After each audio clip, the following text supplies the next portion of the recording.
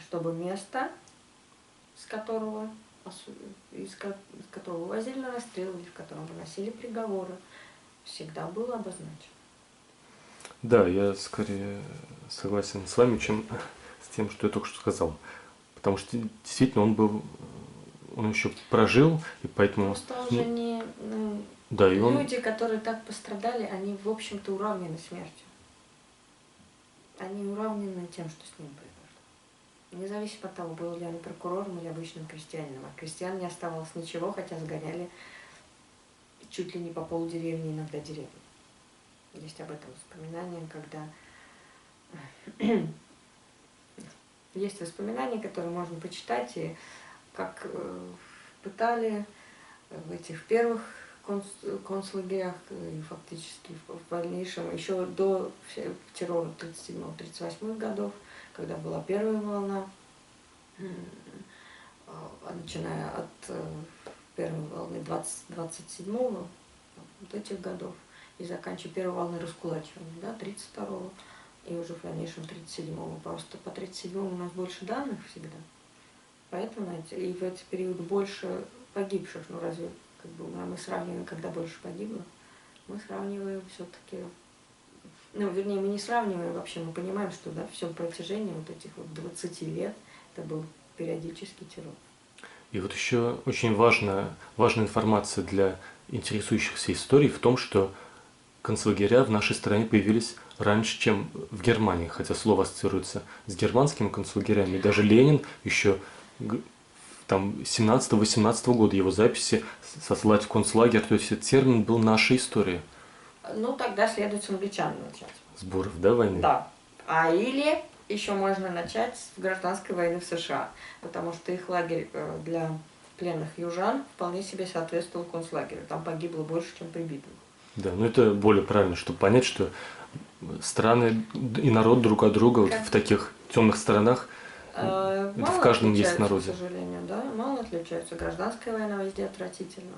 И последствия гражданской войны для народа очень важны.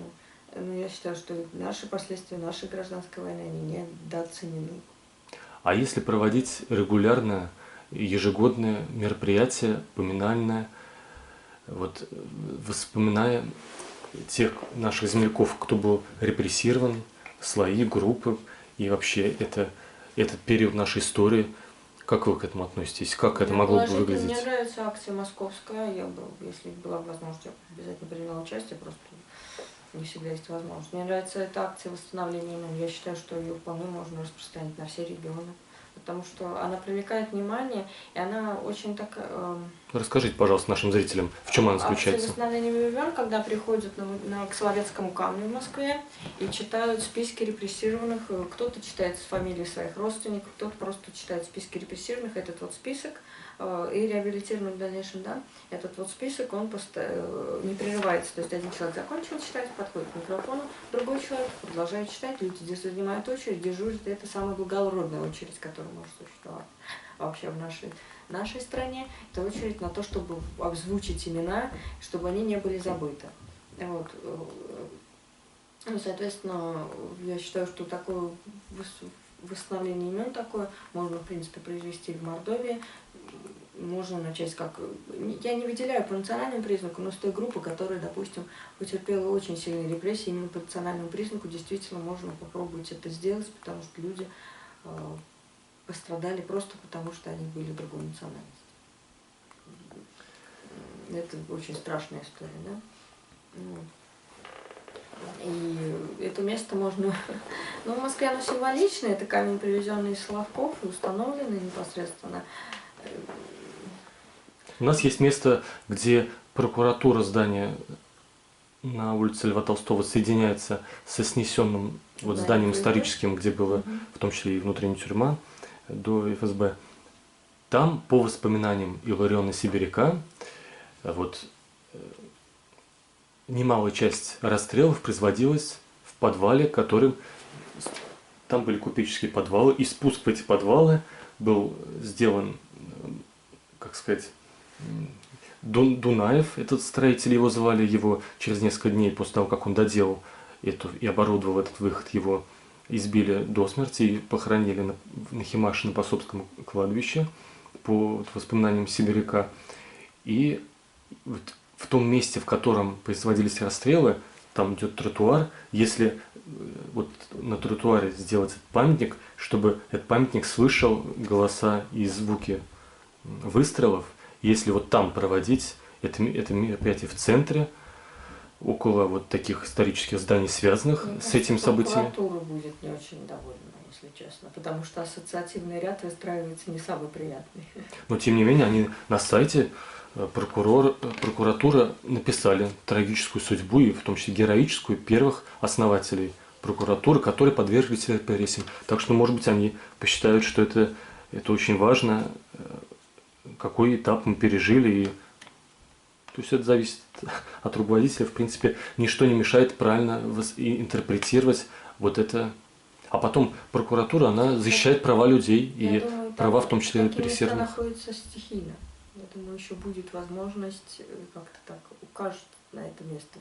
Стоит чуть подождать. А возвращение имен проводится около Лубянской площади, где находился памятник. Да, вот в этом году была история с тем, что хотели запретить. Ну, такой стихии, когда сносят памятник, давайте не будем дождаться. Очень красивое находится место. Оно в центре, оно около, по сути, в нескольких метрах под землей производились расстрелы.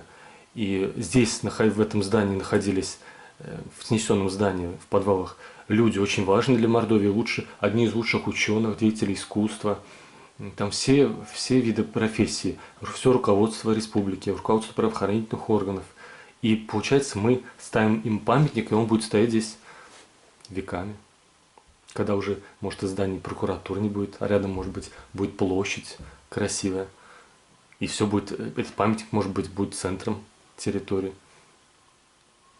Ну, Многоточие. я за вот какой-то мемориал или памятник на месте Богоявленских родников. Вот. И, соответственно, вот там эта история. Я вообще за то, чтобы эта история была как можно более публичной. И тогда, я думаю, тем, кто захочет восстановить имена или просто, и судя по видео, приносят туда, люди приезжают, и кто-то приносит и цветы, не забывают, потому что иногда нам важно найти там место, прийти и сделать вот этот вот запрос Богу, во Вселенную, кто во что верит, в Будду или в пророка, о том, чтобы и нас услышали, и что мы можем попросить прощения сейчас, хотя бы спустя 80 лет.